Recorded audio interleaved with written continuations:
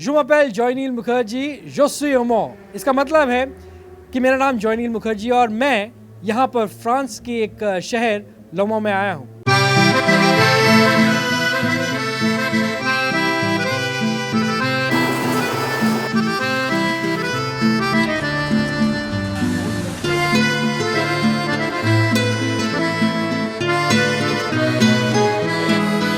आवाज over drive में आपका स्वागत है। मैं हूँ जॉयनील मुखर्जी। आज हम आपको दिखाएंगे, चलेंगे फ्रांस और बात करेंगे रेस के पहले कैसे हो तैयारी। करेंगे एक्सक्लूसिव बातचीत रेसिंग स्टार ब्रूनो सेना से। क्या है सही तरीका बारिश में गाड़ी चलाने का। करेंगे नई फोर्ड इकोस्पोर्ट की टेस्ट ड्राइव। आवाज ओवर ड्राइव में सबसे पहले चलेंगे फ्रांस की एक जगह लमो और वहां पर आपको बताएंगे कैसे गाड़ियां प्रिपेयर होती हैं, कैसे ड्राइवर्स प्रिपेयर होते हैं 24 घंटे की एंड्योरेंस रेस के लिए।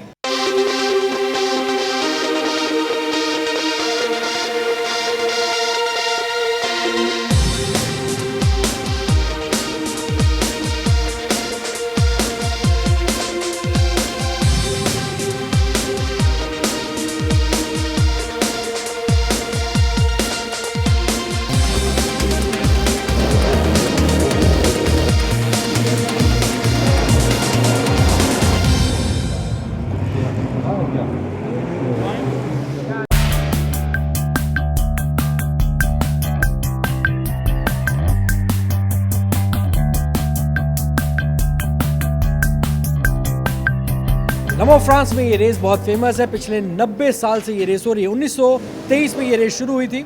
लेकिन हम आपको बताने वाले हैं कि इस रेस के लिए या किसी भी रेस के लिए पीछे क्या क्या जाता है, टीम कैसे काम करती है, गाड़ियाँ कैसे काम करती हैं। आइए देखते हैं।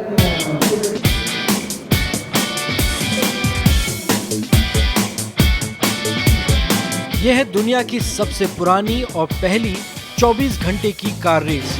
यह हर साल ये रेस फ्रांस के एक छोटे शहर लेमो में होती है। इस रेस में दुनिया की नामी कार कंपनियां पार्टिसिपेट करती हैं। लेकिन उससे भी बड़ी बात है कि यहाँ पर काफी लोग आते हैं। ऐसा माना जाता है कि यहाँ पर 2.5 से 3 लाख लोग ये रेस हर साल देखने आते हैं और इसमें से 50% लोग यूके यूनाइटेड किंगडम से आते हैं। आपने गाड़ियों को तो कई बार रेस ट्रैक पर रेस करते हुए देखा होगा, लेकिन उसके पीछे क्या होता है, कितने लोग काम करते हैं, गाड़ियों की मरम्मत कैसे होती है, यह आपको हम पहली बार दिखाएंगे। यह है गल्फ ऑयल एस्टन मार्टिन का गैराज और यहाँ पर गाड़ियों की मरम्मत होती है। जब गाड़ियाँ 24 घंटे की रेस में होती हैं तो इसमें कई बार टायर बदलने पड़ते हैं, कई बार इंजन फ्यूल भी बदलना पड़ता है और इसके पीछे करीब 120 से 140 लोग लगते हैं। तो इस बड़ी टीम में हम भी शामिल हो गए हैं और हम भी वही कर रहे हैं जो ये टीम करती है, यानी कि टायर प्रेशर चेक करना। टायर प्रेशर चेक कर टायर को फिट करना। टायर बार बार बदलने पड़ते हैं क्योंकि जिस स्पीड पे गाड़ियां चलती हैं उससे ये टायर खराब हो जाते हैं। साथ ही गाड़ी के इंजन ऑयल को रेगुलर चेक करना पड़ता है, उसको बदलना पड़ता है और रिफ्यूल करना पड़ता है। इसके साथ ही इसमें एक और टेक्नोलॉजी है एरो, जो गाड़ी को वापस रेस पर तैयार करती है दौड़ने के लिए। गाड़ी के सारे पुर्जे, चाहे वो फ्रंट बम्पर हो, साइड लाइट्स हो, आसानी से खुल जाते हैं और उनको स्क्रू से वापस फिट किया जाता है। ये टीम लगातार 7 दिन से काम करती है एक रेस के पीछे।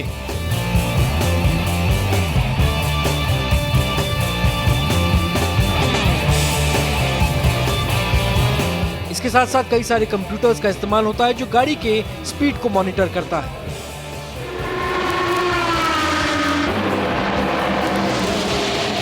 स्पीड पे जब गाड़ी चलती है तो जी फोर्स सामने आता है और ड्राइवर पर काफी ज्यादा बोझ पड़ता है। तो इस जी फोर्स के साथ ड्राइवर कैसे काम करता है, कैसे गाड़ी चलाता है, उसकी हार्ट की कंडीशन कैसी है, ये सब इन मॉनिटर से पता चल जाता है।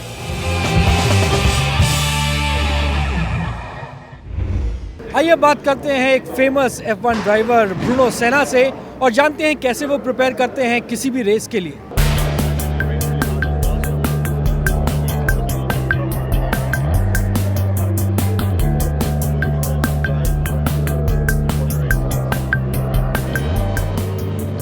Now tell me, Bruno, when you prepare for a race of this caliber, what goes behind?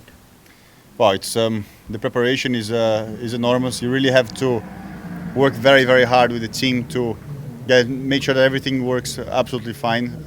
Any small mistake from the driver or the team can cause the end of the race, and for sure, the amount of stress in the 24-hour race is a lot. So not only for the drivers, we have to share the car for many hours, but also for the team. The mechanics have to do pit stops, they have to do refueling, they have to do small maintenance in the car because the car keeps breaking down a little bit during the run. So for sure, engineers have to work very hard not to miss any window of opportunity during safety cars, and the amount of possibilities are endless in a 24-hour race, and it's important to be on top of everything. For our viewers, if you can tell us how you prepare personally, what is the schedule that you follow for a race like this?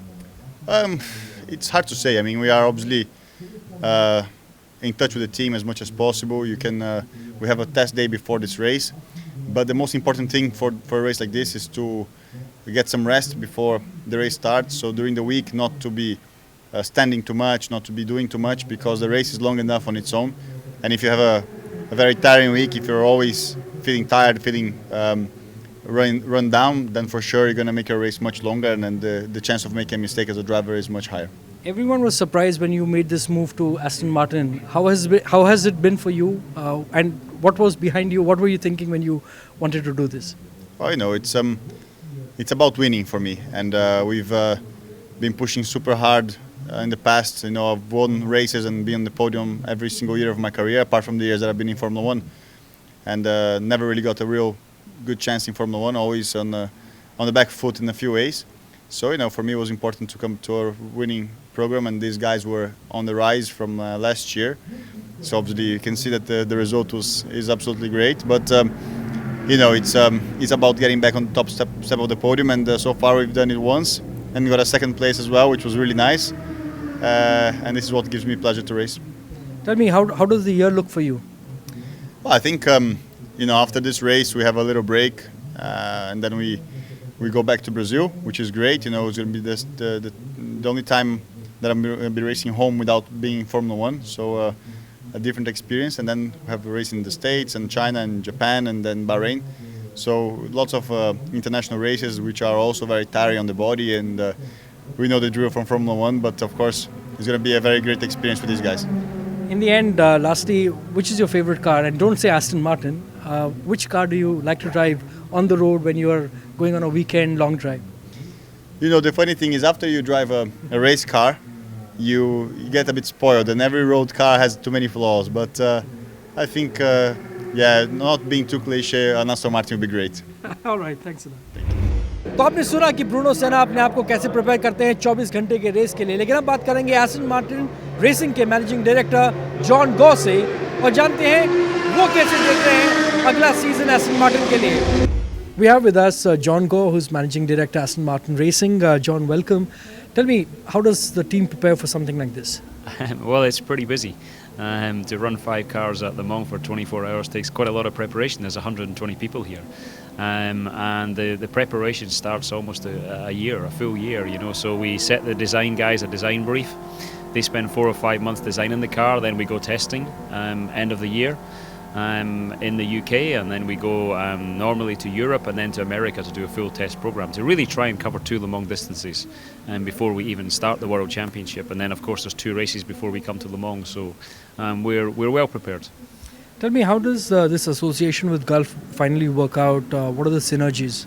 Well, the biggest synergy is in the approach that Gulf has, the basic principle of endurance. That's what Le Mans is all about. You have to be there at 2 o'clock the next day racing. The car has to be reliable. You have to still be on the lead lap. You have to have made no mistakes. And the endurance nature of the whole event is quite critical, and that really is what Gulf is all about. Tell me, how does the year look for you now, and especially Aston Martin rating? What do you envision? Well, we've got 2 races into the championship. We're leading the teams and the drivers' championship just now. This is a very important weekend, Le Mans, because it's double points. But following Le Mans, it's about 50% through the season. Then we have 5 big races, what we call the flyaway races. So in Southern America, Northern America, Asia and the Middle East. and we're looking forward to them because we know we're pretty strong at some of these tracks from last year. So, but we hope to take some good points from Le Mans, and then let's see if we can win the championship by the end of December. Good luck with that. Thanks a lot. अगर आपके मन में ये सपना है कि आप देखना चाहते हैं कि ये 24 घंटे की रेस होती कैसे है, इसके पीछे क्या जाता है, वो हम आपको बताते हैं। आइए ले चलते हैं आपको गैराज के अंदर।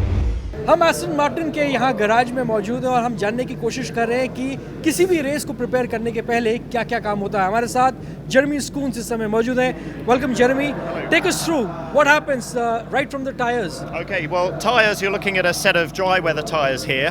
The surface gets very hot, heats up to about 100 degrees. This turns it into a layer of liquid rubber that helps to stick the car to the ground. So tyres are very important. You need the right type of tyre for the right conditions. And also, you need to be careful how you manage the wear of the tyre during the race. 24 hours is a long race, so the less time you spend in the pits, the better you're going to do. Right, so now let's enter the garage and see what different steps allow you to do different things. So what are we looking at here? Well, this is actually a setup kit for the car. These cars are very sophisticated, even though they look quite like road cars. But it means that the geometry of the suspension has to be set up very exactly in order for the car to perform at its optimum level. So that's quite a sophisticated set of equipment for setting it up, basically. And what happens in this room particularly? Well, the room we're standing in now is called sub-assembly, and this is where we basically build up the engines over here, and this is a gearbox for the car. It's a 6-speed racing gearbox, which the driver operates by pulling levers behind the steering wheel. Okay. And this is something very interesting here we have. So what do you do with the engine part? Okay, well, the engine is a V8 engine. It's based on the actual road car engine that the Aston Martin. So that means road cars this will be giving you about 480 bhp? Something like that, yes. It's built in our factory back at England by a single engine technician who'll put the engine together. How different will it be from the road car? Do you tweak the engine obviously for better performance? Well, the actual base of the engine is very similar, roughly the same, but there's an awful lot of re-engineering which we do because this is a very different type of use to a road car, obviously. So we have a lot of performance engineering to do to it. So tell me, how many people are there in the garage all the time, and if you can tell us about that. Okay, well, we've got over 100 people here this weekend to run all 5 cars. Each car, as we come into the garage now, you can see the mechanics. Each car has 4 mechanics, and then a mechanic working on the engine, a mechanic working on the gearbox. Each car will have an engine engineer, a data engineer, and a race strategy engineer as well. So even though, as I say, these cars look like road cars, they're very sophisticated. It takes a lot of people to run this team and to operate these cars at a 24-hour race. आवाज overdrive में लगाते हैं break, लेकिन इस break के बाद बारिश में गाड़ी चलाने का क्या है सही तरीका?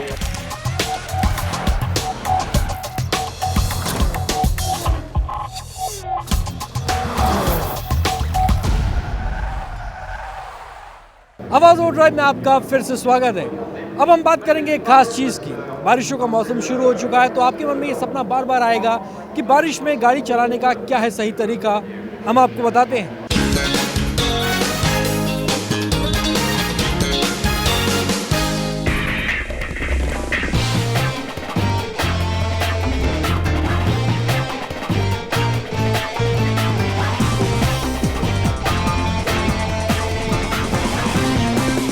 आज हम देखेंगे कि गाड़ी को मानसून में मेंटेन कराने के लिए सबसे ज़्यादा इम्पोर्टेंट चीज़ जो होती है that is the anti rust of a vehicle. Anti rust ये वर्ड ही अपने में सेल्फ एक्सप्लेनेटरी है। एंटी रस्ट एक ऐसा कलर है जो हम अंडर सस्पेंशन में मारते हैं गाड़ी में और अंडर चेसिस में मारते हैं, जिससे जो है आपके अंडर चेसिस सड़े नहीं, जिसमें रस्ट ना आए। इसके साथ ही में ये होता है कि हम उसके अंदर PU कोटिंग जो है वो करते हैं गाड़ी में, that is basically into the engine compartment. इसके अंदर इलेक्ट्रॉनिक डिवाइसेस होती है, इलेक्ट्रिक वायरिंग्स होती है। इस वायरिंग को बचाने के लिए या इस वायरिंग को प्रोटेक्ट कराने के लिए हम पॉलीयूरेथीन कोट करते हैं इंजन कंपार्टमेंट के अंदर। ये कोट जो है ये आपका 1000 रुपीज़ से लेकर 1200 रुपीज़ तक वेरी करता है और जो है ये इंजन कंपार्टमेंट को क्लीन कराने के लिए और इसको पानी से बचाने के लिए यूज़ होता है। एंटी रस्ट ट्रीटमेंट जो है ये आपको 2000 रुपये से लेके 3000 रुपये तक मार्केट में अवेलेबल है और इसके अंदर 5 साल की वारंटी रिकमेंडेड कंपनी देती है।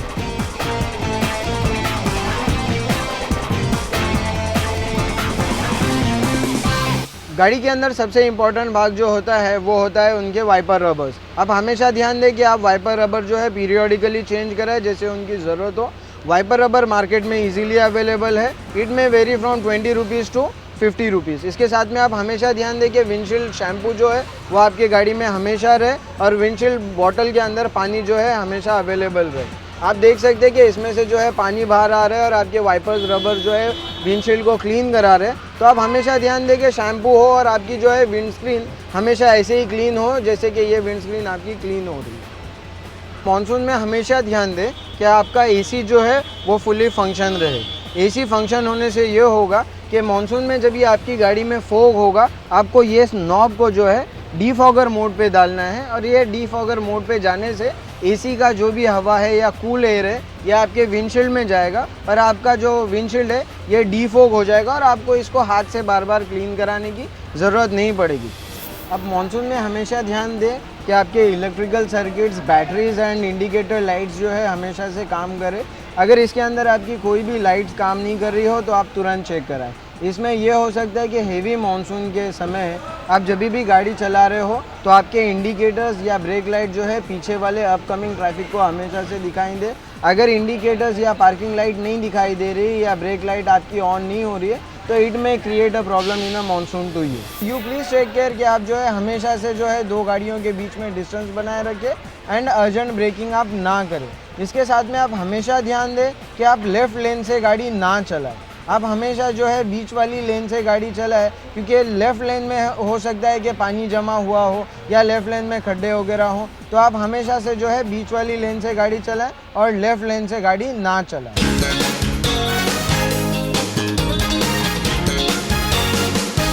आवाज ओड्राइव में लगाते हैं एक ब्रेक, लेकिन ब्रेक के बाद करेंगे टेस्ट ड्राइव फोर्ड की नई एसयूवी इको स्पोर्ट की।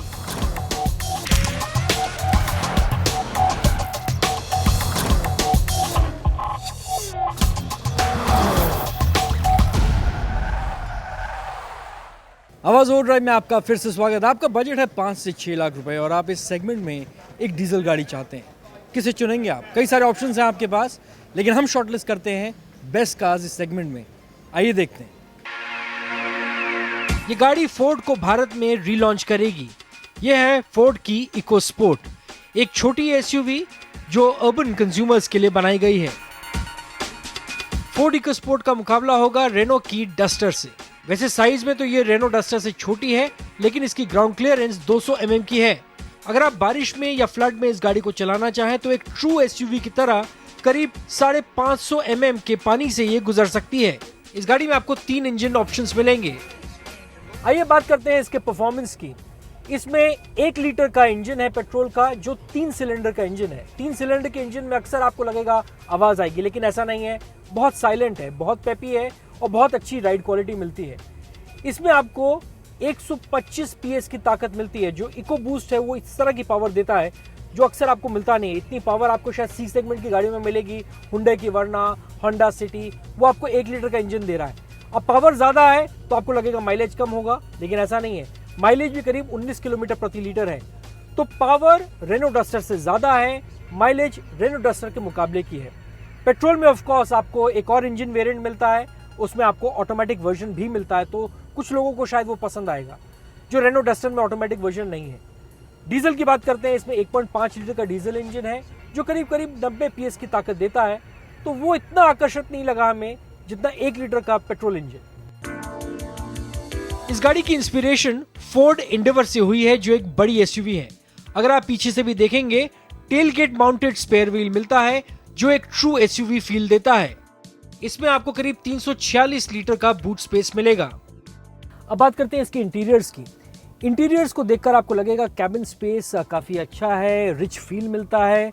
रेनो डस्टर के पूरा ऑपोजिट। रेनो डस्टर में आपको मायूसी होती थी इंटीरियर देख के, यहाँ आपको खुशी होती है। आपको लगेगा ये 12 लाख या 15 लाख की आप गाड़ी चला रहे हैं, जिस तरह से आपको फीचर्स मिलते हैं।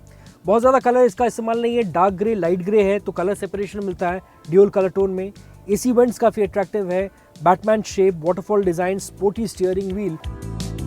अब बात करते हैं इसकी कीमत की।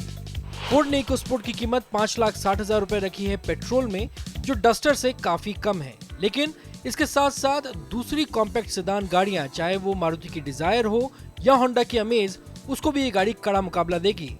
यहाँ तक कि छोटी हैचबैक कार स्विफ्ट से ये सिर्फ 1 लाख रुपए ज्यादा महंगी है। जो लोग कॉम्पैक्ट सेडान लेने की सोच रहे थे या छोटी हैचबैक गाड़ी लेने की सोच रहे थे, उनकी नजर भी अब फोर्ड इकोस्पोर्ट पर रहेगी। डीजल की बात करें तो डीजल में भी प्राइसिंग काफी अग्रेसिव है। फोर्ड इकोस्पोर्ट की डीजल की कीमत है 6,70,000 रुपए। डस्टर से ये करीब 2 लाख रुपए कम है और साथ ही कॉम्पैक्ट सेडान डिजायर और अमेज के मुकाबले की है। लेकिन फोर्ड को अपनी आफ्टर सेल सर्विस और कॉस्ट ऑफ ओनरशिप पे काम करना पड़ेगा, क्योंकि इन दोनों मापदंड पर मारुति और होंडा बाजी मारते हैं।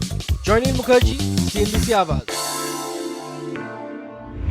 अब आपके मन में कोई भी सवाल हो किसी गाड़ी को लेकर या बाइक को लेकर, आप हमें लिख सकते हैं। हमारा ईमेल आईडी है cng@moneycontrol.com। लेकिन अगर आप तुरंत जवाब चाहते हैं, उसी समय जवाब चाहते हैं, तो आप twitter.com पे जाके मुझे फॉलो कर सकते हैं। twitter.com पे जाइए, / लगाइए, मेरा नाम लिखिए जॉयनील M, JOYNEELM, और देखना ना भूलिए आवाज़ और ड्राइव अगले हफ्ते इसी दिन इसी समय।